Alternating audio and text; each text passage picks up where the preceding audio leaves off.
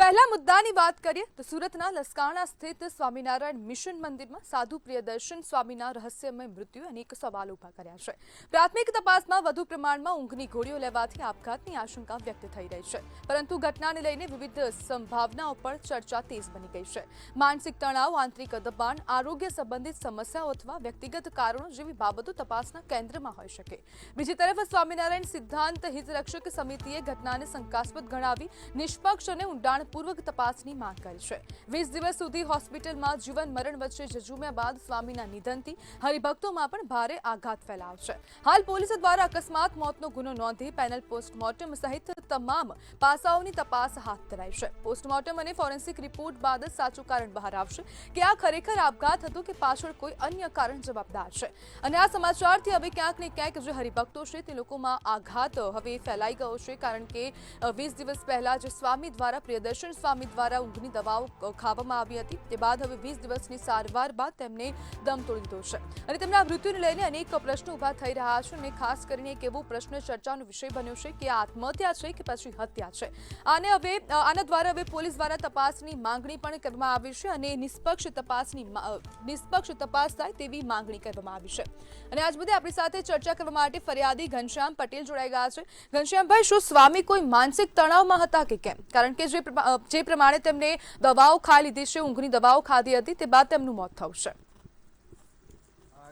આ શંકાસ્પદ રીતે જે દવા ખાધી છે એટલે દબાણમાં તો હતા જ નહીં, તો જ ખાધી હોય। બાકી તો અમારા સ્વામિનારાયણ સંપ્રદાયમાં શિક્ષાપત્રીમાં ઉલ્લેખ છે કે આત્મહત્યા તો કોઈ કાળે ન કરવી। આવા સંત, સારા સંત, ભજના નદી સતને આ પગલું ભરવું પડે એટલે કઈ મોટું જ કારણ હોવું જોઈએ। એ હવે તપાસનો વિષય છે। પોલીસ તપાસ કરે તો હકીકત બહાર આવે એમ છે। હિતરક્ષક સમિતિને આ ઘટના શંકાસ્પદ કેમ લાગે છે? હિતરક્ષક સમિતિને આ ઘટના જે આત્મહત્યા કરી છે તે શંકાસ્પદ કેમ લાગે છે? ઘણા કારણો છે। તેના મંદિરમાં પણ ઘણા વિવાદો ચાલી રહ્યા છે। અંદરો અંદર ભાવિ ભટપાડે આપણે ગૃહસ્થ જેમ એની લોકો સંતોમાં બી અત્યારે મિલકત વહેંચણીની પ્રક્રિયા ચાલુ હોય। કોઈને આ મિલકત જોઈએ, કોઈને ગુરુકુળ જોઈએ, કોઈને મંદિર જોઈએ, ઘણી વિવાદો ચાલે છે। અત્યારે હાલમાં પણ 2 સંત ત્યાંથી નીકળી ગયા છે, ક્યાં જતા રહ્યા કઈ કોઈને ખબર નથી। અને આ પાછી આ સાધુ એક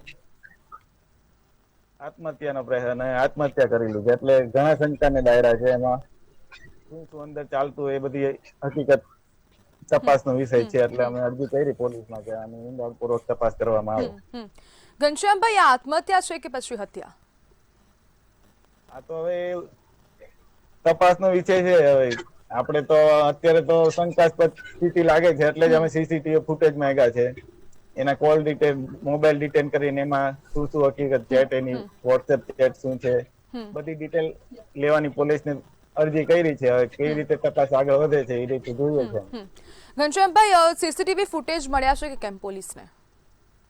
હવે આપણે તો અરજી કરી છે, હવે એને લીધા કે નથી લીધા જે આપણી જાણમાં નથી। હવે આપણે અરજી કરી છે ને એની આગળ ફોલોઅપ લેશું એટલે જાણવા મળશે શું છે। પોસ્ટમોર્ટમ બાબત આપણે ફોલોઅપ લીધો તો એમાં જાણવા મળ્યું કે એને કરાયું છે સરકારી હોસ્પિટલમાં। પોસ્ટમોર્ટમ તો થઈ ગયું છે, એટલે હવે એનો રિપોર્ટ આવે શું આવે એ હજી આપણા હાથમાં નથી આવ્યો। આવે એટલે ખ્યાલ આવશે શું હતું। જી બિલકુલ, ઘનશ્યામભાઈ, જોડાવા બદલ આપનો આભાર।